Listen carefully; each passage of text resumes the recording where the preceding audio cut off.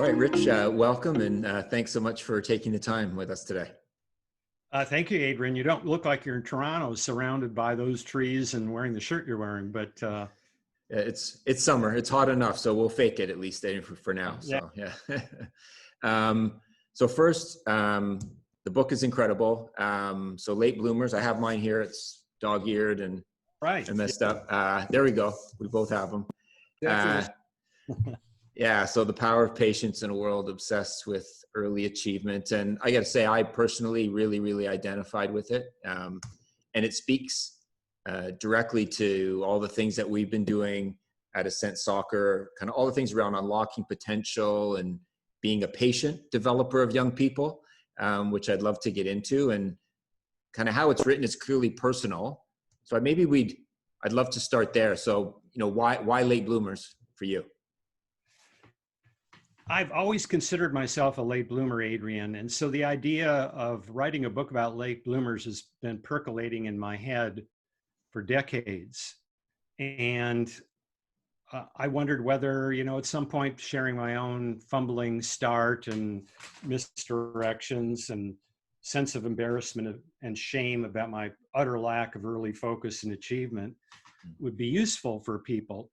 But I had other things to do. I was starting a magazine, and then Steve Forbes hired me to start a technology magazine at Forbes, and then I became publisher, and suddenly I'm writing a column and doing a lot of business talks. And so I'd written a couple of business books lately, one called The Soft Edge and one called Team Genius. And I never had time to explore this late bloomer idea.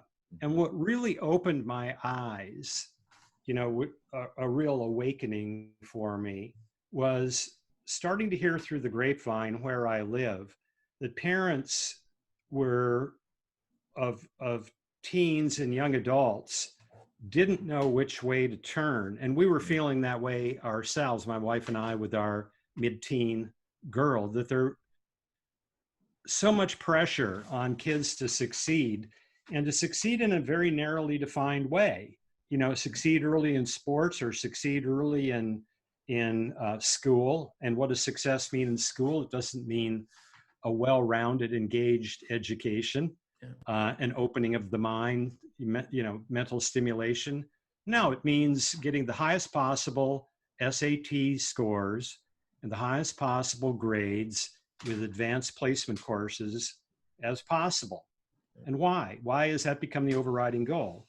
Because the idea is out there that if you go to an elite university, a Stanford or a Cal or Harvard or Caltech or one of the Ivies or flagship state universities, you will have a head start. Right. And so this has become the overriding goal, putting pressure on kids for whom asking those things to do really well on standardized tests and get high grades is not where their natural proclivities are. Right. They may be like you, more of an artist in nature. They may have mechanical gifts, spatial gifts, the ability to see things in 3 dimensions and build things. Yeah.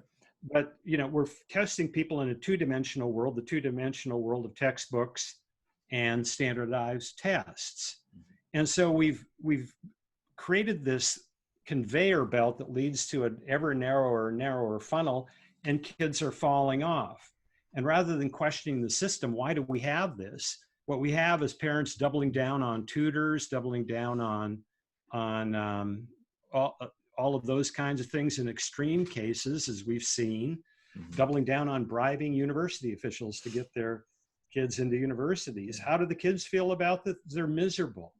Yeah. Rates of depression, anxiety, tragically even suicide attempts and suicides have gone up for teens and young adults. And so when I talked about, hearing through the grapevine, this all came to a shocking realization when a writer for Atlantic Monthly, a woman named Hannah Rosen, came out and wrote a cover story for the Atlantic called The Silicon Valley Suicides. Mm. And she looked at the 2 public high schools is right across the street, literally, from Stanford campus. And Gunn High School, the other public high school, is very close. And so a lot of Stanford professors, a lot of professionals, lawyers, doctors, living in and around Palo Alto send their kids to gun. And in one school year, there were 6 suicides in the high school. And these weren't kids that fit the usual profile that they had pre-existing emotional conditions, or that they had been struggling with depression or anxiety for a long time, and they weren't drug addicted kids. They were kids who felt ashamed because they were only getting B pluses. Think about that. Yeah. Think about that. One of the kids who did, unfortunately, kill himself had left a social media post within 24 hours of his death, saying that he could no longer get up at 4:30 in the morning to study for his SATs and his classes. And so that's what caused me to think, okay, I've got a story to tell about late bloomers, but now there's an opportunity to put this into a context and to really kind of start out with a manifesto and get angry about it. Let's get people riled up, get them woke about this stupid monomaniacal focus that we have for early blooming in our society. You see it in sports too. For sure. If you can't just show up for, say, I want to try hockey or basketball in 8th grade or something like that, they will be so far behind if they do that. Yeah. And so it just backs into everything in our lives right now, and it's not creating good outcomes. Yeah. We think because every once in a while a Mark Zuckerberg who got into Harvard and created Facebook while at Harvard, is the template for everybody else. And Mark Zuckerberg is an original. Yeah. You can't take an original, you can't take a genius like Mark Zuckerberg and say that's the template for everybody, because we're all created differently with different gifts. Yeah. Yeah. And it's all that, whether, you talk about the early bloomers, it's also outcome oriented and outcome focused, right? And it's not about the process and about growth and maybe yeah, exactly the score. And so maybe if you could talk, how would you differentiate, and maybe how you would define the Zuckerbergs of the world, kind of the early bloomers that everybody puts up on a pedestal, and then kind of what is a late bloomer?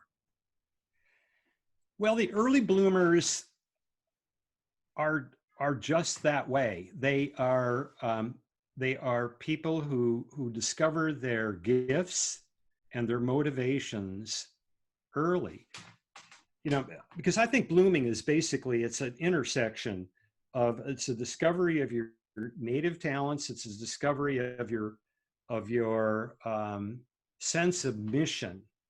I don't like the word passion, because I think passion is a little too lightweight and it's overused. You can feel passionate about a pizza you ate last night, right? Or a live stream series you watched. Mission is different. Mission is a passion that you're willing to sacrifice for. You're willing to work hard for and put other things aside. So the early bloomer is the one who discovers their native gifts. They discover the sense of mission. This is what I feel like I am meant to do. And then they discover, I think, for many, the last one to come is motivation. You trip into motivation. Forced motivation, I'm just not a big believer in forced motivation, artificial ways to create motivation, getting up in the morning and doing jumping jacks, to create motivation. I think motivation is something when you go, wow, I feel like I have gifts that have not been explored or acknowledged by the outside world. I'm developing a sense of mission around it, what I can do with these gifts. And now I feel motivated. Mm-hmm. A lot of people, I think the late bloomer trips into their motivation. They're not the ones where you would say they are inherently motivated. They are the introverts who learn how to sell a product or a service because it's a mission for them. Right. They're not the gung-ho extrovert. Gung-ho extroverts tend to be more on the early blooming scale, the popular kids in high school, all of those kinds of people. You naturally think, well, every high school yearbook walks into that trap, that the valedictorian or the captain of the football team or the homecoming queen, those will be our future leaders. Right. Yeah. Yeah. Random, maybe not, probably a random roll of the dice. The kid over here with the dorky hair,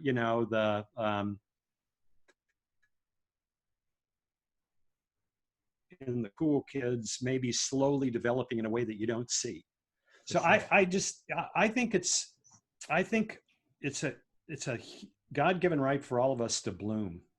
Right. And I'll take this down to a religious element. I mean, if you, and I wrote this as a secular book, so this is not a book that excludes people who don't have a religious faith or are agnostic or are searching. It's just simply saying where I'm coming from. I believe that if there's a creator and we're created in the creator's image, and you take that literally, it means we were born to create. For God's sakes, if we were created in the image of a creator, we ourselves are born to create. And we can only do that when we bloom, and we can only bloom when we arrive at that intersection where our gifts, our sense of mission, and our deeper motivations are tapped. Yeah. So let's have a discovery process so that we can open up those paths, so more people rather than less people can bloom. And that comes from my lifetime journey. It comes from suffering as a pretty lame, non-blooming late. I mean, I spent my mid-teens through my late 20s. I was just, with a couple of exceptions, kind of in a funk. Mm-hmm. Not exceptions. I was decent enough in sports, but not a star, as a middle distance runner. And then I got into Stanford, which doesn't sound like a late bloomer, but how I got in, as I tell in the book, was an absolute fluke. Right. Never to be repeated, a gift that I didn't deserve. But I didn't feel that my whole consciousness was coming together as a thinking, functioning adult, able to look ahead and able to think logically until really I was maybe 26 or 27 years old. And so that's why I've always self-identified as a late bloomer. At age 25, as I recount in my book, despite having a political science degree from Stanford, I was a lame student, but I did graduate. All my roommates are going off to law school, graduate engineering school. One was going off to get his master's in divinity and doctorate in psychology and become a clinical psychologist. And I was one of those people that nobody wanted to hire because I didn't offer anything, and I was full of resentment. And age 25, I'm a security guard. And one night at a trucking yard, I'm making my rounds as a security guard, and I hear a dog barking across the fence. And I shine my flashlight over, and there's a Rottweiler snarling at me, teeth bared. Mm-hmm. And I thought, good God, that's their idea of a security guard. My professional colleague at age 25 is a dog. Right. And then I knew, I just can't sit here in this pool of resentment. I've got to do something. And I, a series of somethings led to something better. And then I woke up. Yeah. That's incredible. And I think, the story you tell and that somewhat meandering journey is one for a lot of us. And it's good to be able to put words to it. Because when I look at the book, when I've gone through it, and the 6 strengths, not only, talking to late bloomers, yes, but then developing and working with young people. I want to list them because then we want to talk about them a little bit, but you say curiosity, compassion, resilience, equanimity, creative insight, and wisdom. And when I see that, and we're nurturing and developing young people in the work that we're doing, whether it's in sport or in academics, those are the things that we need to be creating a platform to develop in all of our kids, right? And it's not just needs to be a gift for late bloomers. And I'm fascinated, like everything you talked about around early measurement and that being kind of the focus. Yeah, we have all the information and the data, and we know all the problems with that. We see what's happening with education in Scandinavia and the problem solving and the development and what's going on there. Like, why are we stuck in this SAT testing world, even though maybe the ROI on all that doesn't pan out? Like, why are we stuck there? Why do we continue to do that? Because it's easy. Yeah. Because when you take an SAT, there's a score. When you take classes, there's a grade point average.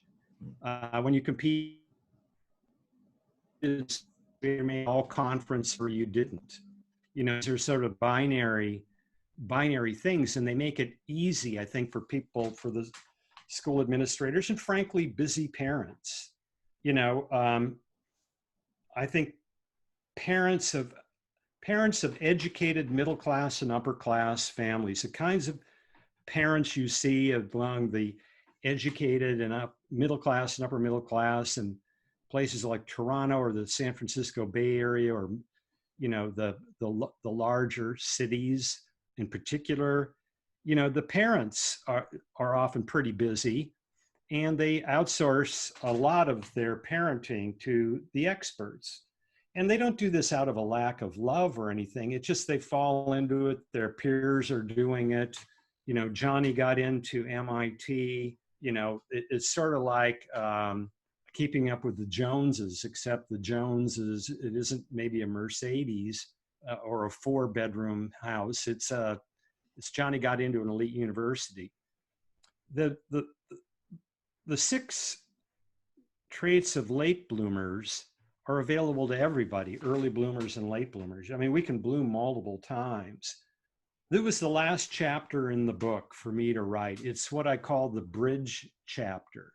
And I didn't see the need for it until the very end, because the first third of the book is an angry manifesto on how we fell into this early blooming trap.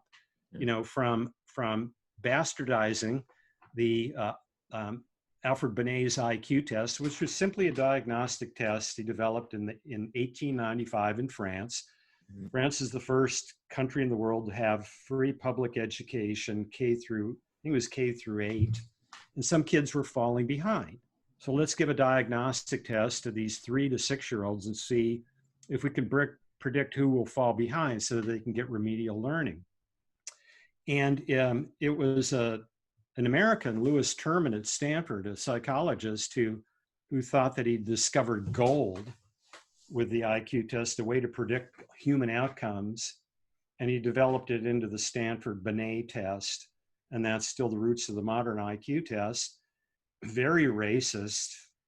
I mean, you read about the founders and supporters of the early IQ tests, they were all that way. The SAT grew out of the IQ test. A guy named Carl Brigham at Princeton developed it in 1926.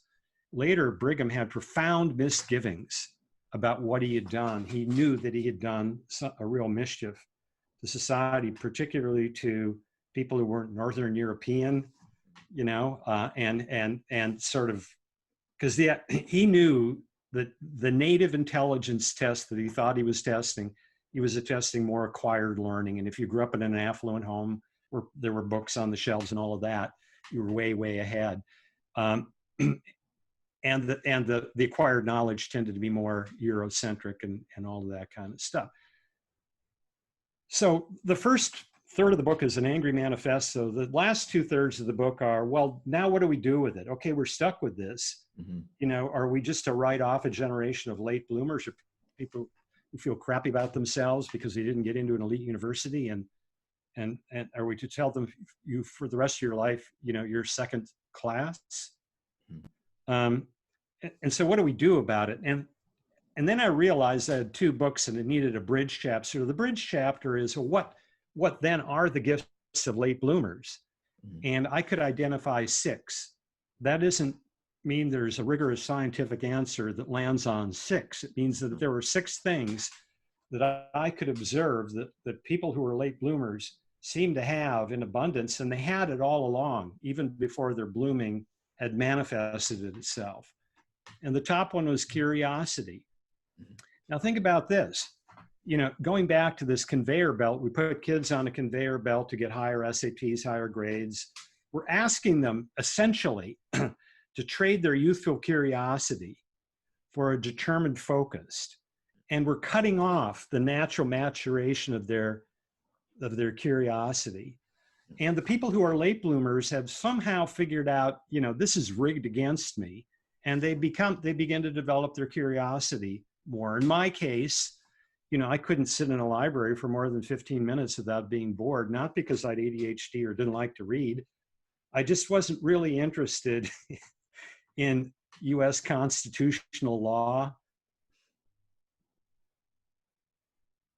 I was interested in Japanese politics down to the granular level. I know I should be, but I wasn't. So I'd head back into the stacks, and my curiosity led me to all the back issues of Sports Illustrated. Mhm. And I read every back issue of Sports Illustrated, forward and backward. I mean, that's where my curiosity took me. And then how funny it was is I ended up in the magazine industry. And before I joined Forbes, a friend of mine and I started Silicon Valley's first business magazine. I already had a picture of what it should be.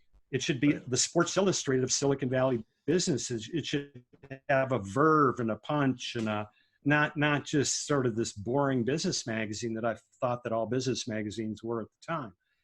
And so I was able to harvest my curiosity. I was lucky that I was able to harvest my curiosity. But it turns out Fortune magazine, not my own, but Fortune did in its annual Best Places to Work issue, did a survey with Silicon Valley CEOs. So the CEO of Genentech, the CEO of Intuit, big companies. And they asked him, what's the number one attribute? What do you want most in your employees? And the number one answer was curiosity. And I felt like, well, that's great. That is the right answer. Curiosity is the wellspring of learning and growth. Yeah. It is absolutely foundational to a learning, growing life and a productive career. But I almost wanted to shout out at them, well, that's funny. You're not screening for curiosity when you hire people. Right. You and your HR people, aided and abetted by your legal department, have fallen into the same trap everybody else does. You're screening for people who went to elite schools. Yeah. And had high grades. Sorry, I was just going to ask, like, on that, like, whether it's them or others, like, are there companies, businesses, organizations, sports structures, is there anyone out there leading to nurture curiosity, to hire in a different way, to develop young people in a different way? Are there examples? Are there shining examples yet? Is anyone doing it well? Well, I think Apple under Steve Jobs did it till the point where Apple became so big that it's simply, now Tim Cook and the C-level people at Apple simply can't screen every hire. And Tim Cook, as an effective and successful CEO as he's been, is a very kind of numerically oriented person. He was the chief operations officer at Apple. Now, Tim Cook, didn't go to an elite coastal university. He went to Auburn in Alabama, so he should know better. So I think companies that at lower end of the spectrum, I'll give you another example. Tom Siebel, who was very successful as a Silicon Valley entrepreneur, he invented the CRM, customer relationship management category with Siebel Systems in the 90s. He took it up, he missed the turn when software moved to the cloud and Salesforce came up behind him, but he created a really successful company. And now he's doing it again with a company called C3.ai. And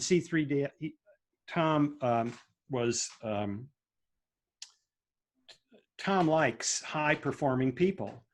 And Tom, in the recruiting literature for C3, talks about, we want people from these schools and do this. And I go, Tom, you didn't go to one of those schools. You went to a perfectly fine school. You went to the University of Illinois. You got your undergraduate degree there. You got your multiple master's degrees there. And now more recently, what I've heard Tom say is we want the person who will sleep under their desk, and we like them if they come from Caltech or Stanford or MIT or Florida State or, Oklahoma State. And he's looking for a type. And I'm pleased to watch that evolution in his language. By the way, Google had a really visionary head of HR named Laszlo Bock. And because Google was founded by two people who scored 800 on their math SAT, Sergey Brin and Larry Page. The word was that Sergey Brin scored 760 on the math portion of the SAT, practice SAT, when he was in the 8th grade.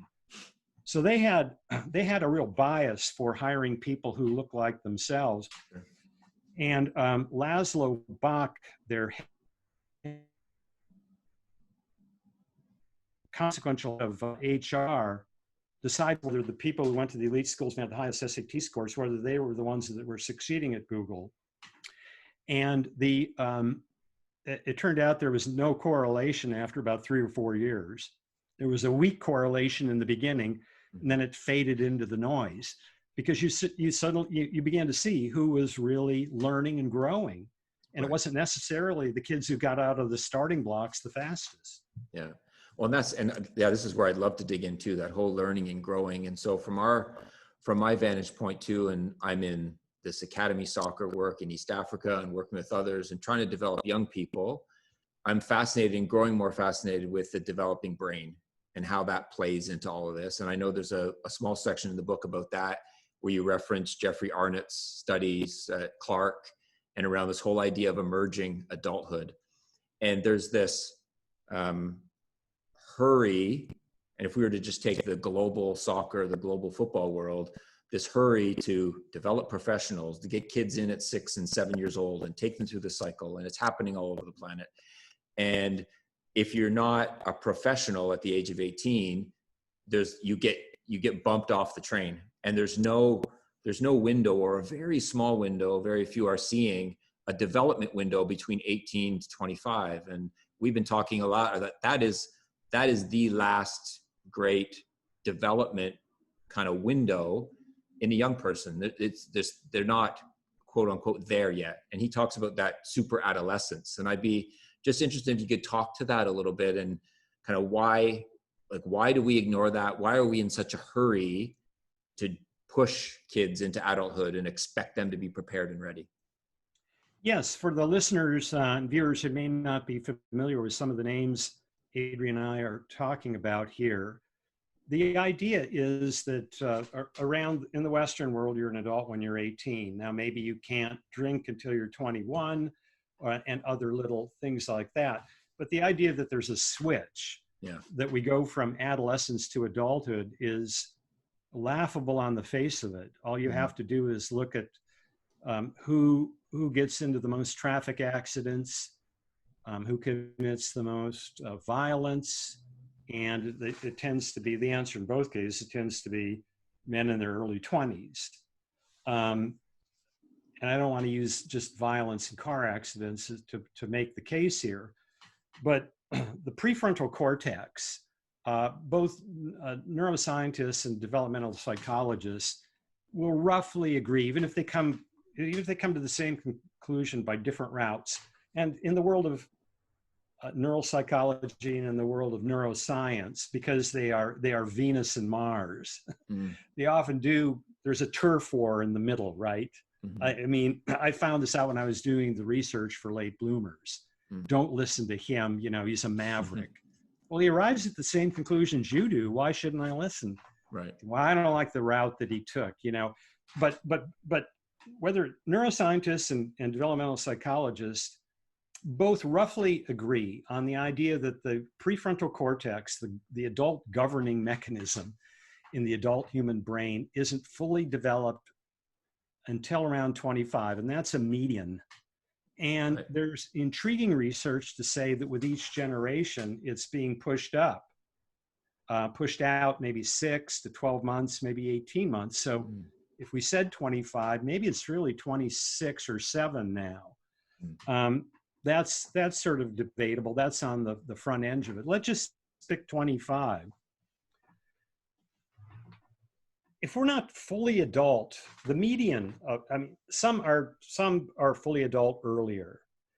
Some will only arrive into their full adult capacities, maybe until they're 30. And then some unfortunate few never will. But if 25 sort of represents the apex of the bell curve of when we become adults, then this period of 18 to 25 is it's a really ignored developmental period, I think, and not just for school, but it's also a dangerous period. We know it's a dangerous period. We know it's violence, car accidents, binge drinking, all of those kinds of things are kind of lumped into that 18 to 25-year-old category. We need a kinder clock that recognizes that. And I think in popular culture, and particularly, I think people are a little more reactionary to this idea. Well, you're coddling people if you do that. You know, my grandfather went off to World War II at age 18 and he became a man. And maybe that's true. And maybe, you know, that would be actually consistent with this idea that it's being pushed out for whatever reason. It could be nutritional, it could be social, it could be all of this new media, you know, that we have. It could be that the world is becoming much more complex. I mean, and everything from healthcare to taxes, you know, it's a lot, we're putting a lot on the shoulders of people to become a fully functioning adult. It could be any one of those, it could be a combination of those. So to go back and say, well, you know, my grandfather went off to World War II. Well, you know, good for him. You know, we don't have those aren't the cards that we've been dealt right now. Let's deal with the cards we've been dealt. So I'd be really curious. That you really intrigued me with this idea, because sports has been so front end loaded. Yeah. And yet, you know, we see a lot of world-class athletes only coming into their own, you know, after age 21 and in some cases after age 25. For sure. Yeah. And I think, and there are some that are, like, certainly in the soccer world globally, some are starting to figure it out, because talent identification and the investment in young people to turn them into professionals, it's art, you know, not science, and you're going to get it wrong because of the development of young people. And so there are a lot of organizations now that are waiting and are looking at that last window a bit differently, or using reserve squads to give kids more time and bring them along more slowly, and give it, and we see it all the time, and it's fascinating. And it's also kind of going back to what you're saying too, around anxiety, and confidence, and trying to engage or play a role in that as well. Like, all that is so true, and we see it all the time. And kind of on one of the other traits, like, I'm fascinated by the whole concept of equanimity that you touch on, and this whole idea of mental calmness and composure, which I think is vital for young people. And is there a way to, I guess, be interested in what you saw in the research around that whole idea of composure under pressure? Is there a way to accelerate that? Is there a way to introduce that to young people? Or is that just simply time and wisdom? And I think that's what you allude to a little bit in the book. Like, is there a cheat in there that we could use?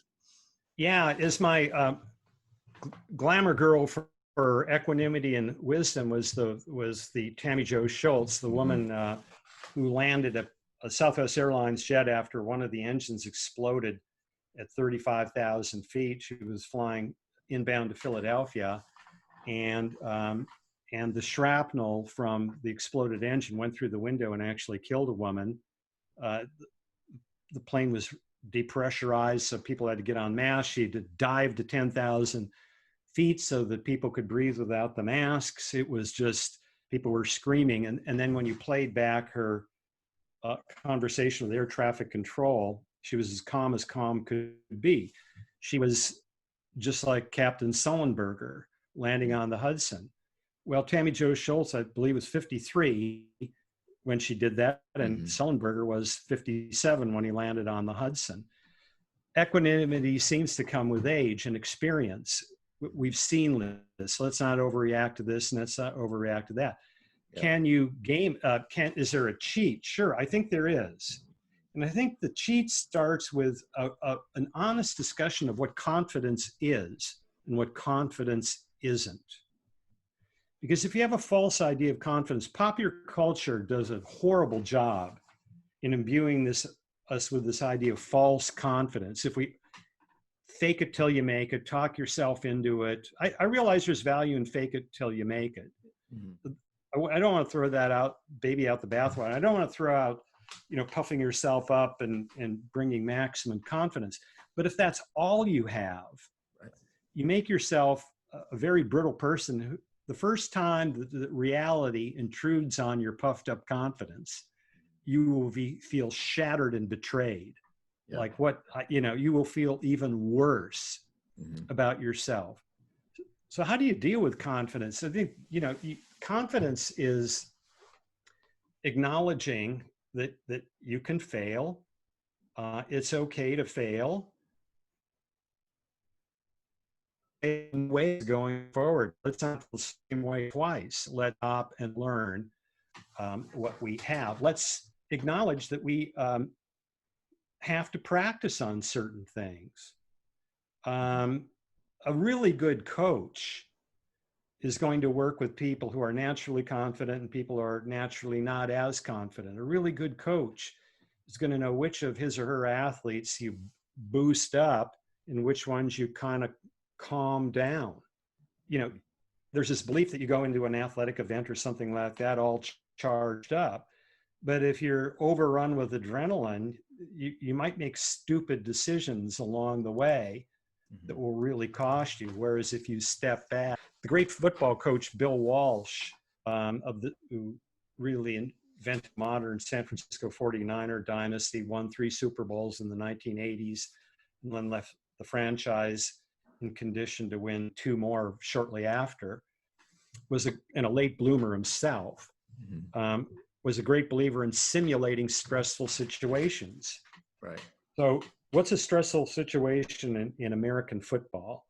It's playing in an indoor stadium or a loud stadium like Seattle Seahawks. You're the visiting team and you can't hear. And it's 1st and 10 on your own 1-yard line. So you're right up against, you got fans on each side, and you got fans behind you, and you can't hear and all of that. If the first time you confront a situation like that is in a game, there's a great chance that somebody on the team is going to panic. They're not going to hear. They're not going to know how to channel their adrenaline. So Walsh liked to set up huge rock star, outdoor rock concert speakers and crowd noise and simulate the experience on a practice field, and simulate it again and simulate it again, so that the experience will have already been experienced. So I think with simulation and modeling, combined with understanding that true confidence grows from saying, I'm okay.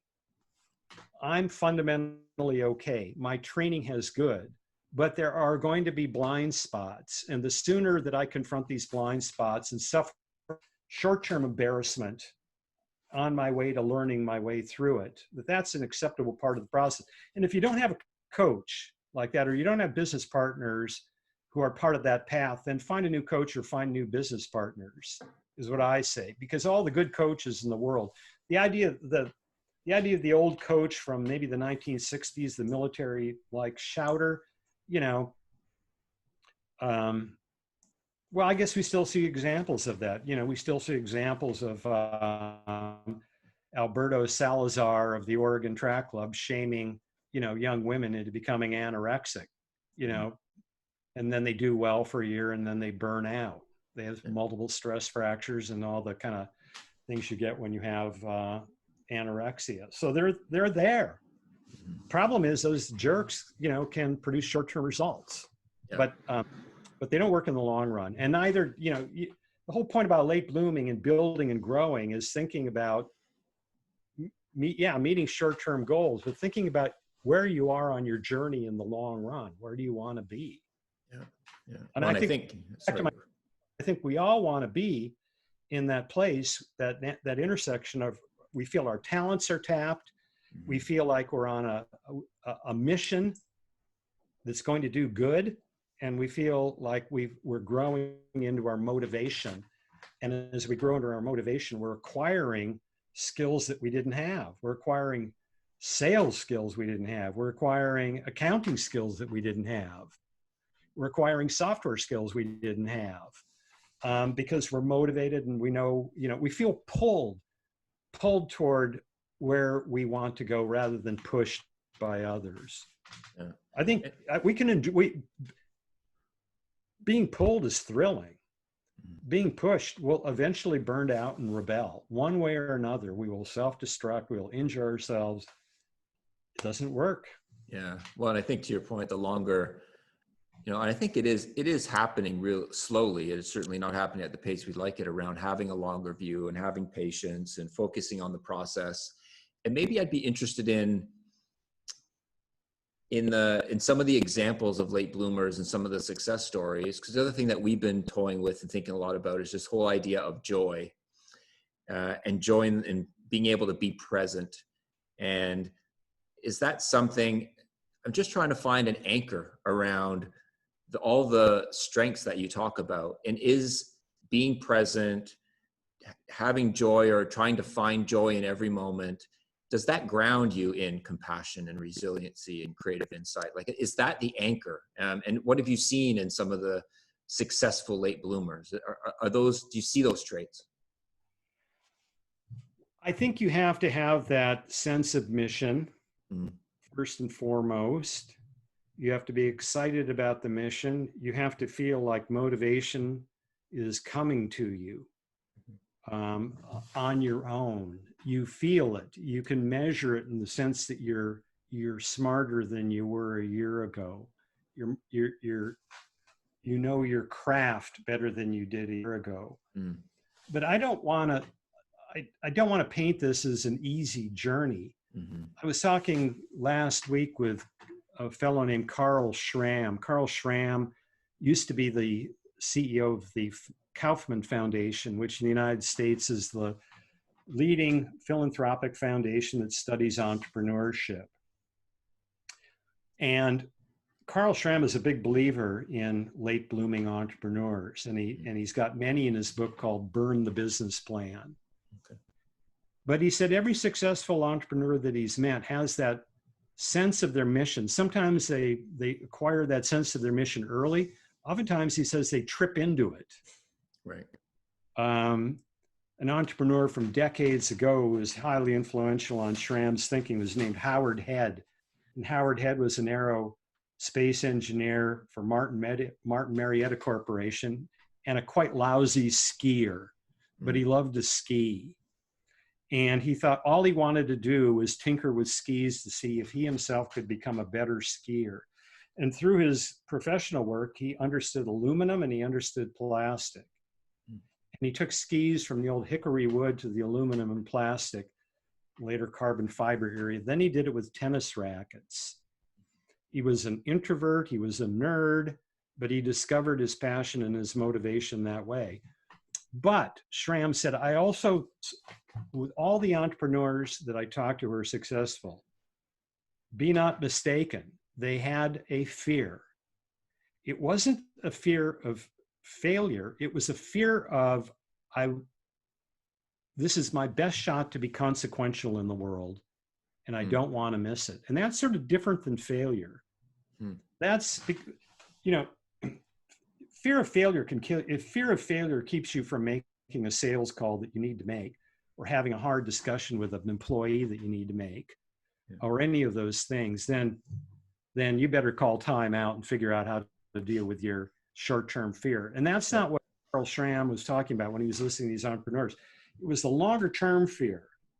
And that's something I think you have to live with, that I have a chance to fulfill my mission, to be consequential in a way that helps people. It helps them with better sporting equipment. It helps them, if I'm a coach, become better athletes, and not just better athletes, but higher functioning human beings who are able to learn from their sports experience and apply it to other parts of their lives, which is what the really great coaches do.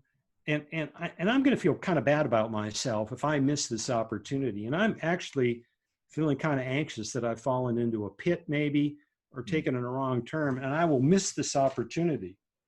So I think that's more of sort of an existential dread maybe than fear. But the existential dread, I don't think that you can entirely take it out. It's actually a gift if you think about it. It's a gift that you now know that you've arrived at that intersection that is tapping your gifts, your mission, and your motivation, and you fear that you're not going to be able to pull it off. Yeah. Well, there's some real clarity of purpose there, right? Yeah, but then that's just a technique of then I've got to translate my fear. What is my fear telling me? It's telling me, go talk to somebody. It's telling me to have that hard conversation. It's telling me to don't make a decision today when you're feeling panic. You can put that one off. I mean, that's this conversation with your own doubts and fears, I think, is a part of creating a deeper reservoir of confidence going forward. Yeah. Well, and everything you say too around, and it's also for all of this, it's about us getting comfortable with the messiness of it. And you say there's no magic bullet around how we want to change or transform this. And yet everybody wants certainty, right? They want that self-help trick and that thing that I'll just do this and it'll all be well. And I think that's half the battle, is just being comfortable with being uncomfortable as we try to figure this out, right? I think the self-help tricks, I think they're like a jolt of caffeine. Sure. They can help. Mhm. I mean, go on a long bike ride, you know, you want a jolt of caffeine maybe halfway through. Right. You've got a difficult conversation to make. Maybe it's helpful to listen to a tape on difficult conversations. Mhm. All of those short-term things, they're not bad in and of themselves. They're just bad if you're lurching from one short-term self-help fix to the next. That's a symptom that maybe you've got to look at it at a deeper place, that maybe what you really need to do now is kind of line up your talents, your mission, and your motivation, and then, you know, build your confidence from a solid level, which is understanding that it's okay to feel doubt. You know, doubt is bringing you information. Mm-hmm. When doubt arrives, it's okay. What are you telling me, doubt? It's not, if you think doubt is telling you that you don't deserve this, or you're an inferior person, or you should have never gotten into this situation in the first place, you've misread what doubt is telling you. You know, you've got other issues to deal with. Doubt is telling you, when you're building your confidence a solid way, okay, there's something here that doesn't quite add up. Let's see what it is and go address it and move. Yeah, absolutely. Yeah. Well, and I'd say, yeah. And certainly I'd say one thing I have no doubt is if you do work with young people, that I would definitely recommend picking up Late Bloomers. It's a great book, and I really, really appreciate you taking the time. Before we go though, I wanted to, it's coming out in paperback in September. Okay. So it'll be priced at a paperback rather than a hardcover. So if you do like to have a physical book, not Kindle, it'll come out. And we've made it so it's going to have some made for book club and group reading. Okay. So there'll be some discussion areas, because I think this kind of book benefits from that. Yeah, absolutely. And get it in the hands of our young people. So I have on that at the end of each. Parents of young people. For sure. Parents, coaches, mentors, absolutely. So before we go, at the end of each podcast, I like to do what we're calling 3 quips for our kids. And so I want to take you back to when you were a teenager. Okay. I don't need tons of details, but I'm going to ask you 3 questions if you had a chance to talk to yourself as a teen. So you're going to be sitting talking to 13-year-old Rich, and I want to see what kind of advice you might give him, knowing what we know today. Okay. It doesn't have to be a big, long, maybe 1 sentence, 2 sentences. Okay. So number 1, first one says, okay, Rich, go ahead and splurge and spend a little more money on what? Okay. What would that be? What would you tell 13-year-old Rich to, it's okay, go ahead and spend a little more money on this?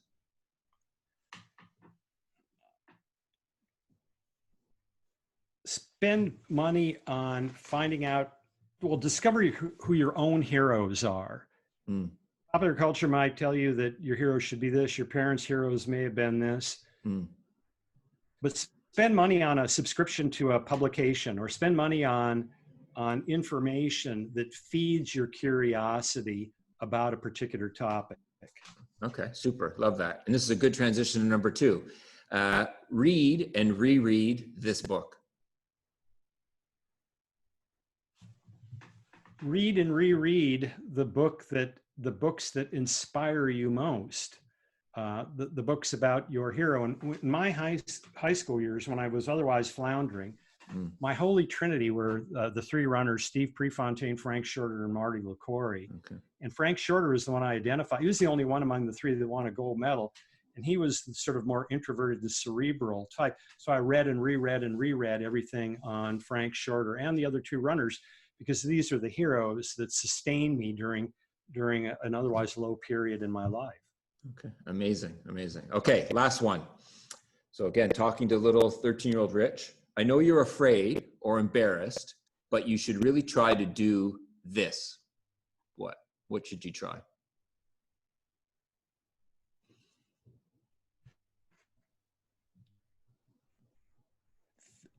Get over the fear of embarrassment. Embarrassment at age 13 is acute. It's acute. It's a cement wall, a brick, like the brick wall behind you for too many people. And it stops. Nobody cares about your embarrassment but you. Yeah. Move through your if you learn to move through your embarrassment, you will be able to move through anything. Yeah, absolutely. And that's not good. That's not just for the 13-year-old. That's for all of us. That's for sure. Embarrassment stop. I can tell you, I easily embarrass and I hate it. Yeah. And I hate, it'll stop you from making the sales call. It'll stop you from having maybe a satisfying romantic life. There's all kinds of things it'll stop you from having. And so learning that embarrassment, everybody has embarrassment, and the world is not looking at you while you're embarrassed, which is what you feel like when you're embarrassed. For sure. Yeah. Which is an important reminder with all the social media and everything, thinking everything is so public, but at the same time, still no one is paying attention. Nobody cares. And that's a good thing. Yeah, absolutely. Well, thanks again for taking the time. And hopefully we can do this again sometime soon. Yeah. Adrian, thanks so much. I'm glad we worked through the technical problems. So yeah, super. Have a great day. Hey, you too.